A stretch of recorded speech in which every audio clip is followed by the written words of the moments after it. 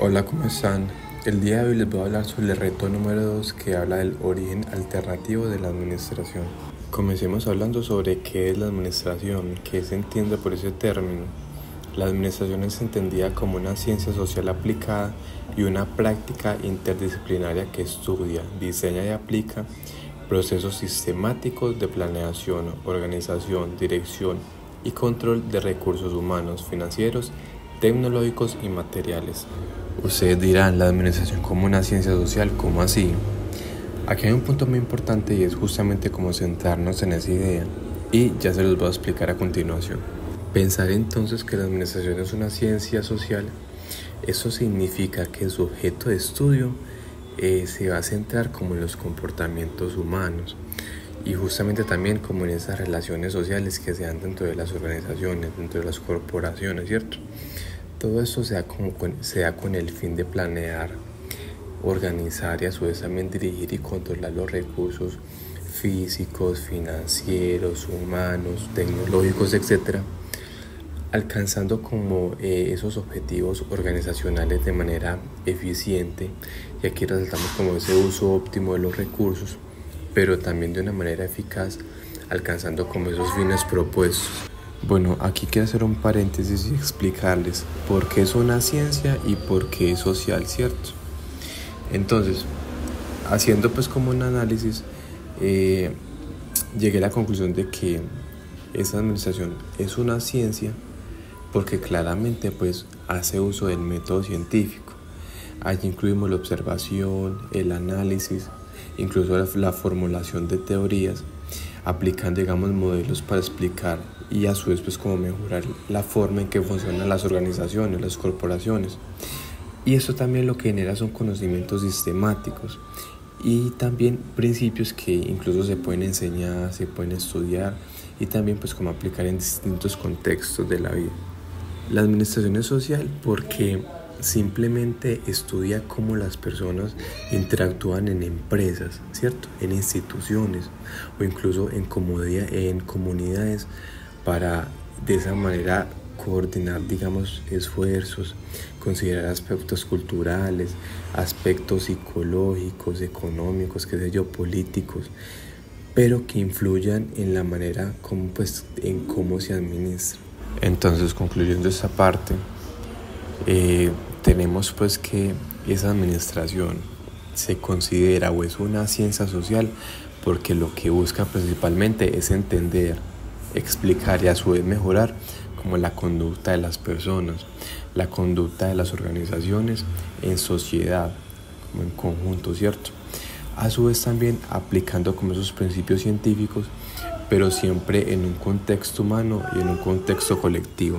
Investigando un poquito más, ese término de administración vista más desde un punto científico, lo que hace es que integra teorías, integra metodologías, que son a su vez como provenientes de la economía, de la sociología, la psicología, etc.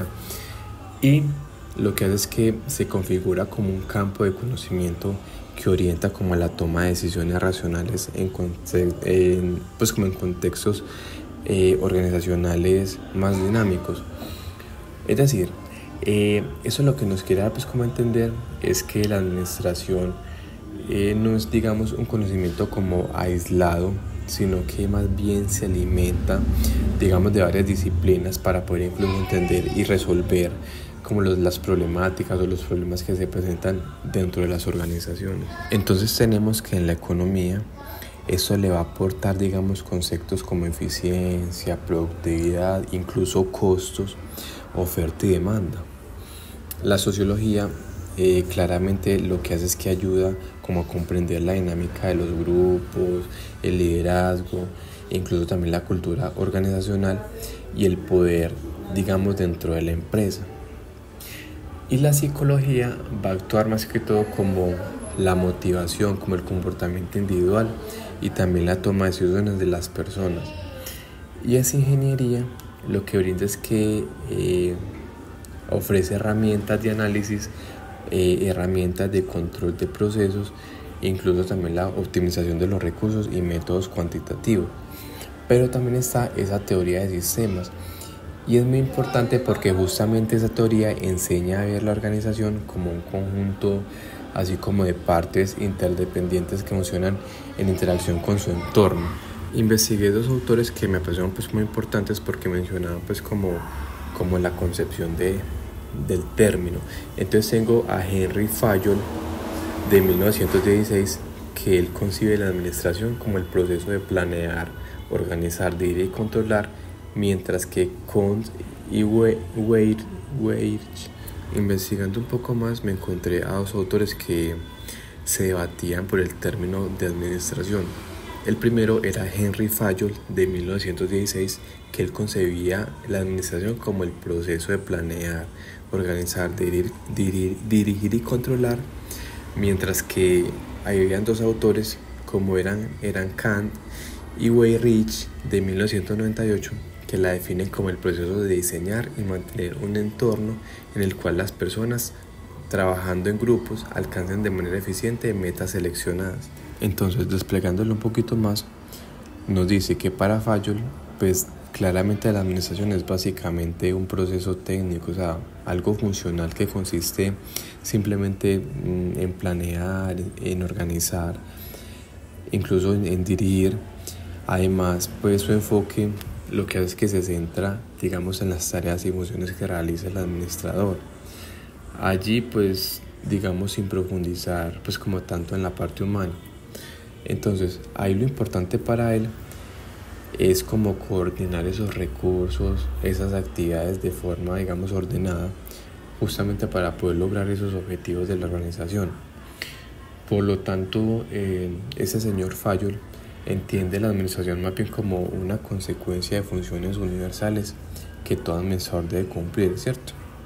Mientras que lo que es Kant y Weirich, ellos son como algo más modernos, ¿cierto? Ellos ven la administración es como un proceso social, no solo técnico, sino que para ellos la clave está en diseñar y mantener un entorno adecuado. Es decir, aquí lo que ellos quieren decir es que crean condiciones para que las personas puedan, digamos, trabajar bien juntas. Además también ellos destacan como esta eficiencia de lograr como los objetivos con el menor uso de recursos, pero también la importancia del trabajo en equipo. Entonces, haciendo como una comparación entre ambos, yo llegué a la conclusión de que Fayol, él como que tiene una visión más clásica, ¿cierto? Como una visión más estructurada, pero que la centra como en las funciones administrativas, mientras que los dos, Kant y Weirich, ellos como que se van como que a una visión más moderna, como que a una visión más social, y ellos centran como a las personas y como que al entorno organizacional. Yo estoy mirando el PowerPoint que la profe había puesto en el material de trabajo. Me pareció algo muy importante y es, digamos, ver la administración como técnica, arte y ciencia. Yo me di la tarea como de mirar el término en las tres perspectivas. La miré como técnica, y esa administración como técnica surge como de la necesidad humana de transformar el medio para poder, digamos, resolver o alcanzar los objetivos. Y esta pues como a su vez es como comprendida y transmitida. Digamos, un ejemplo puede ser una persona la aprende, digamos, de otras, a veces la crea por sí misma o incluso en ocasiones la mejora o la adapta, ¿cierto? Digamos que no siempre es algo consciente o reflexionado, porque incluso pues alguien puede explicar una técnica de trabajo sin haberla estudiado formalmente.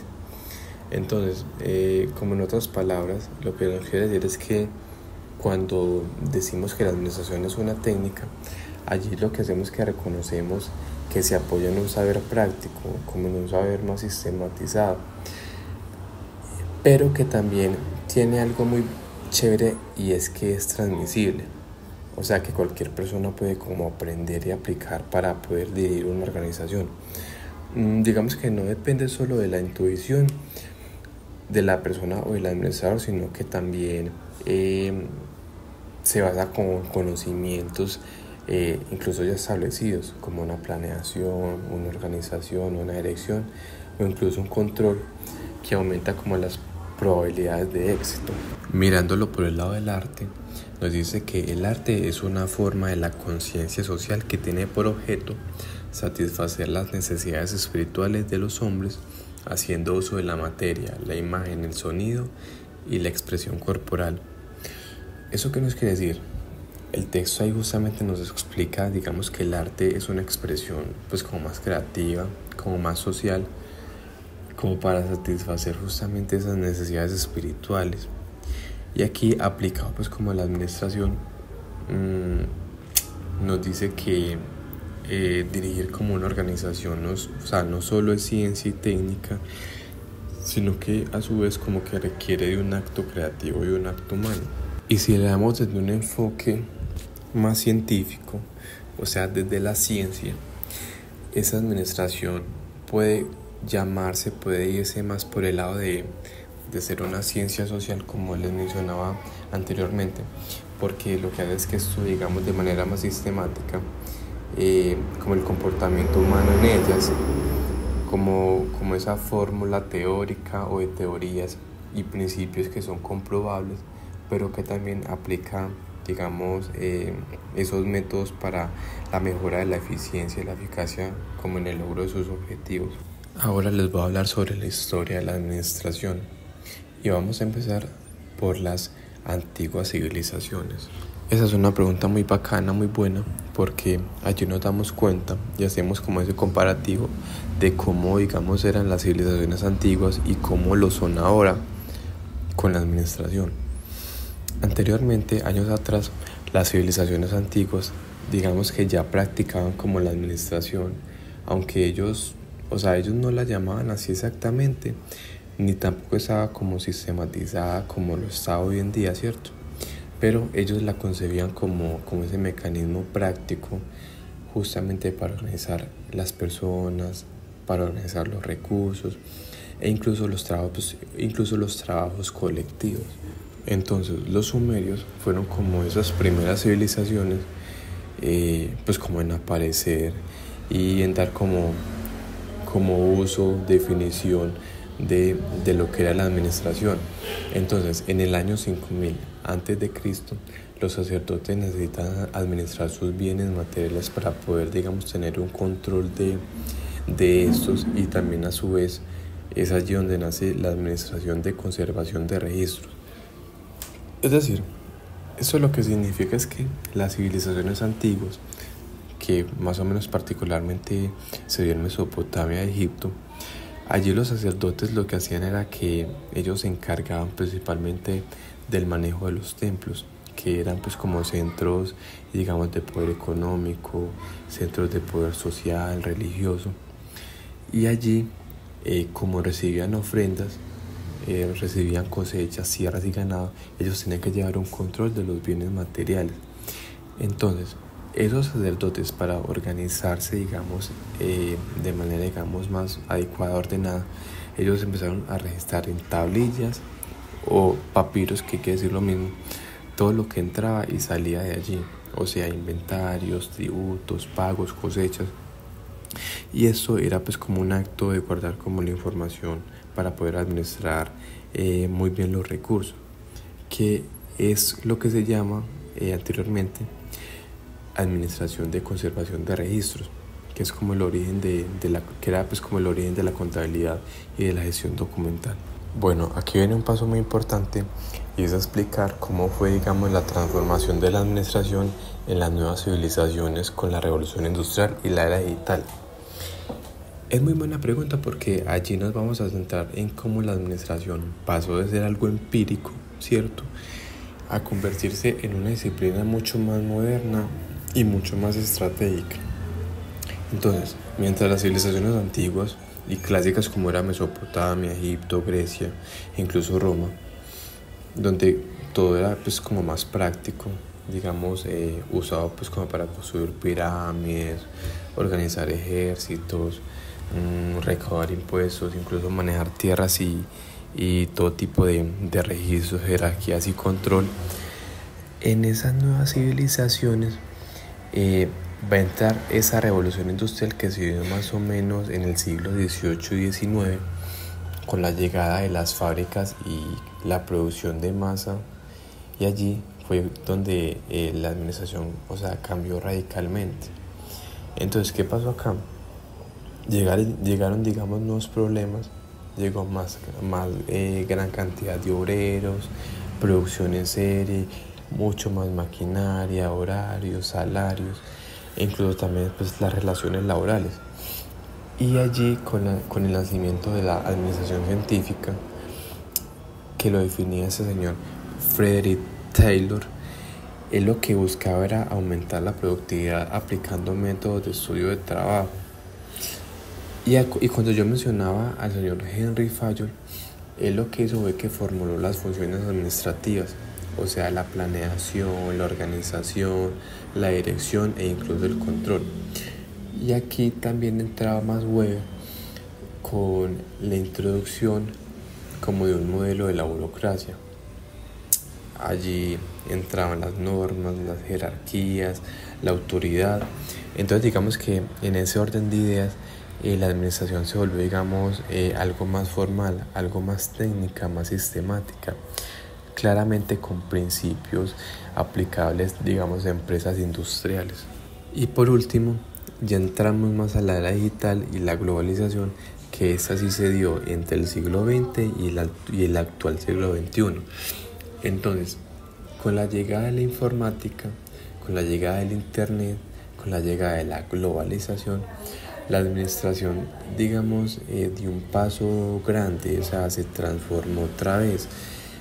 Allí ya tenemos el uso de la tecnología que ampara los sistemas de información, el Big Data, la inteligencia artificial incluso, y las plataformas digitales.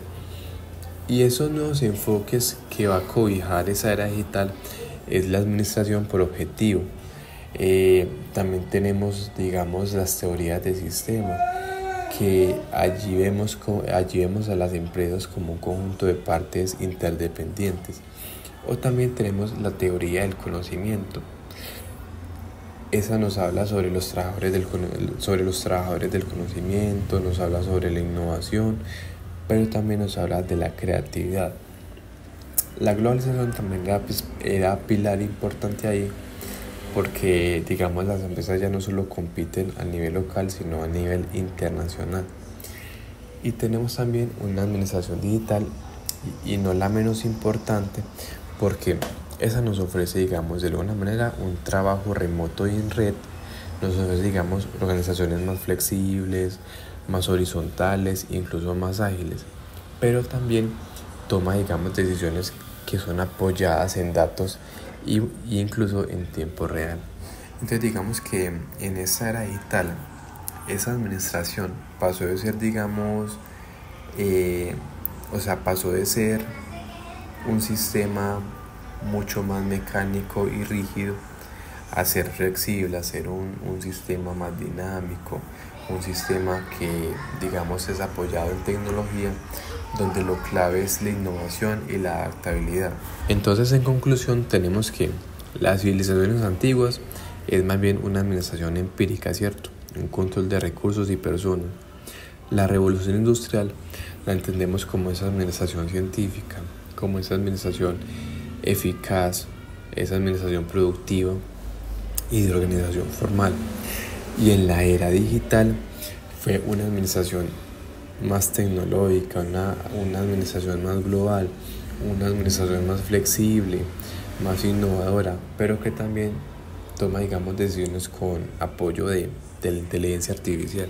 A continuación tenemos algunas teorías radicadas o expuestas por algunos autores. Tenemos la primera de Frederick Taylor, que es el padre de la administración científica. Ese señor Frederick Taylor, él resume esa teoría científica de la administración en un contexto histórico, donde explicaba que anteriormente, cuando el trabajo era manual, el obrero, él trabajaba a su manera, sin ningún tipo de métodos, sino según la experiencia personal que tuviera. Pero con la revolución industrial, más o menos a finales del siglo XIX e inicios del siglo XX. Con el crecimiento de las fábricas, allí esto abrió, digamos, paso al empleo porque necesitaban orden, productividad y eficiencia, por lo que se dio pues como la necesidad de contratar mucho más mano de obra para que se diera todo tipo de trabajo. Fue allí también cuando se dio también la necesidad de Taylor proponer su idea de aplicar, digamos, el método científico al trabajo.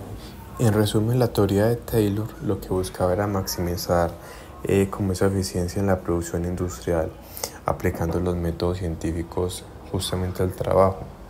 Esto con, digamos, principios más estandarizados, más especializados y que obviamente tuvieran pues como ese control, pero según algo que leí, esa idea o esa teoría fue, digamos, criticada por ser demasiado mecanicista y a su vez por deshumanizar, digamos, al trabajador. El segundo enfoque de este señor Henry Fayol, que fue un ingeniero francés, este man se concentró como en la administración desde la perspectiva, digamos, de la dirección y la organización de la empresa en su conjunto.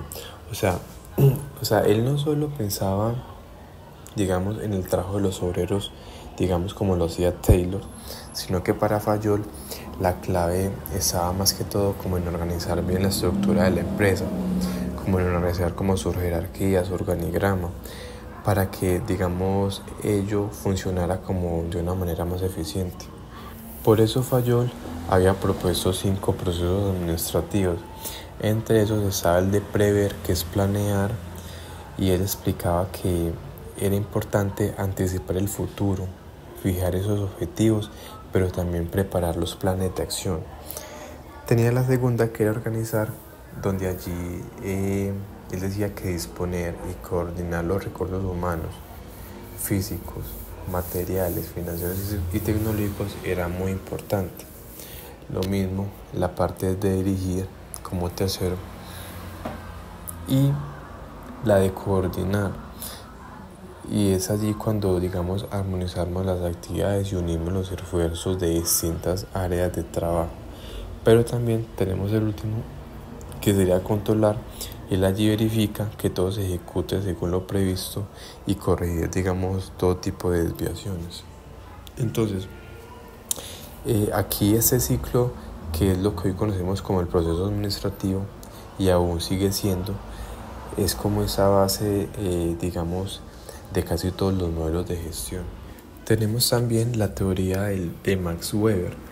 Max Weber, él propuso la teoría de la burocracia, y era allí donde él decía que las organizaciones, las empresas, incluso los gobiernos deben funcionar, digamos, con un sistema racional legal, y ese sistema debe estar pues como basado en normas claras y escritas.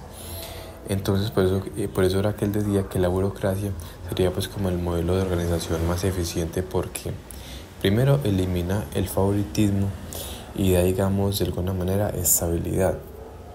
Tenía también la autoridad y los tipos de poder, y él allí identificó 3 tipos de autoridad. El primero era el carismático o carismática, que se basaba como en las cualidades personales del líder, ¿cierto? Tenía pues como que el tradicional, que se basaba como en las costumbres o en la herencia, y tenía por último el racional legal, que ese, digamos, se basaba como en las normas, leyes, reglamentos, mejor dicho, lo que debía pues como predominar en las organizaciones modernas. Y digamos que esos principios de la organización burocrática está compuesto por la jerarquía clara de autoridad, donde pues cada persona sabe quién es su superior y quién es su, digamos, su subordinado. Tenía también las normas y reglamentos escritos, que esas eran principalmente para guiar la conducta de todos. Y también tenía la división del trabajo, que era o definida o especializada. Y esa impersonalidad en las relaciones, que era pues como el cargo, pues que el cargo importa más que la persona. Y por último tenía el principio de carrera profesional o meritocracia, que eran pues como todos los ascensos basados en competencia y pues rendimiento. O sea, no era en favoritismo, sino digamos según las competencias y digamos el rendimiento de la persona. Tenemos varios tipos de administración. Tenemos la administración pública, que claramente hace referencia a bienes públicos. Es como ese manejo de recursos del Estado.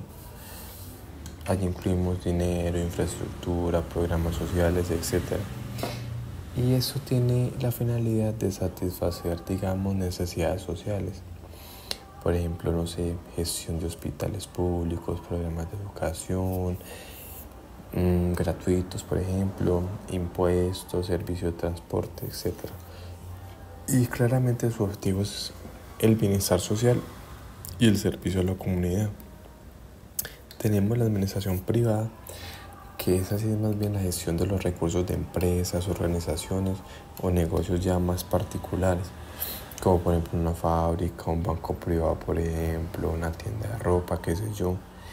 Y lo que pretende es generar utilidades para poder crecer en el mercado y ser más sostenibles. Tenemos las administraciones mixtas, que es como una combinación entre participación pública, o sea, el Estado, y las iniciativas privadas que serían, particulares que serían pues como las empresas privadas. Y aquí un ejemplo puede ser esas empresas de servicios públicos con control estatal, ¿cierto?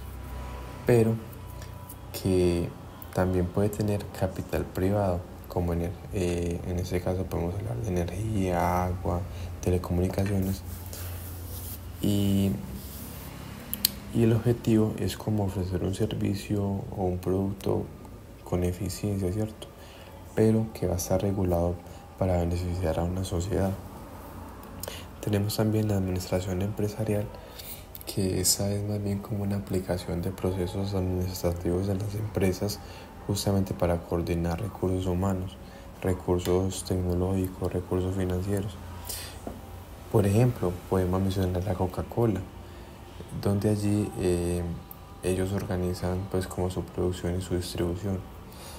Y claramente pues el objetivo va a ser como la eficiencia y la productividad y también como la competitividad.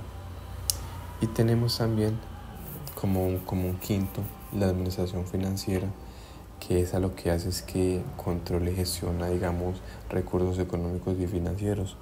Por ejemplo, decidir en qué invertir, cómo obtener créditos o cómo manejar, digamos, mejor los presupuestos. Y el objetivo es, digamos, la rentabilidad, la solvencia, ¿cierto? La estabilidad económica. Dentro de ese origen de la administración también tenemos la influencia de unos filósofos. Por ejemplo, tenemos a Sócrates, donde él afirmaba, donde él decía que la administración él la concebía como una habilidad personal que era pues como separada del conocimiento técnico y de la experiencia, ¿cierto? Platón planteaba y hacía énfasis como en los problemas políticos sociales que son pues como inherentes o que son propios del desarrollo social y cultural, digamos en este caso del pueblo griego. Y Aristóteles, él había escrito un libro que se llama La Política, donde él estudiaba la organización del Estado y distinguía tres formas de gobierno, que era la monarquía, o digamos el gobierno de una sola persona, o sea, donde gobernaba un rey. Tenía la aristocracia, o más bien llamada como gobierno élite, que era una oligarquía.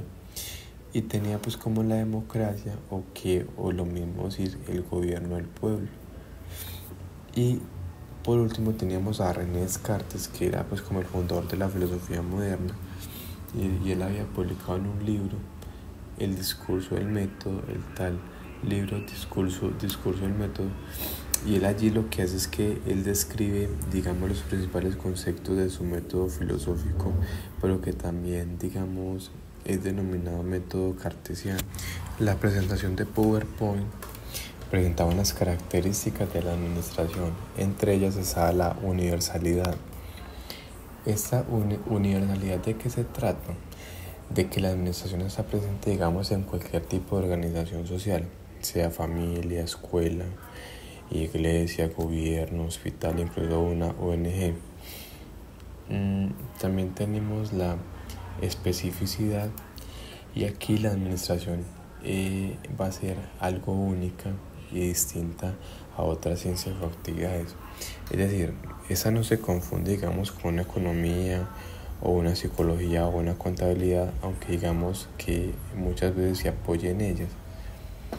Y también está la unidad temporal, donde de alguna manera las funciones administrativas como la de planear, organizar, etc., digamos que no ocurren de manera aislada, sino que simultáneamente y de forma continua se adaptan, digamos, durante toda la vida de la empresa. Y está también la unidad jerárquica, donde nos dice que aunque existan diferentes niveles de mando, sea directores, gerentes, jefes, allí no todos forman un solo cuerpo administrativo, sino que ellos como que trabajan, digamos, hacia un mismo objetivo. Entonces, digamos que aquí en resumen, la administración o el término de administración está, digamos, en todas las organizaciones, o sea, es universal, se expande.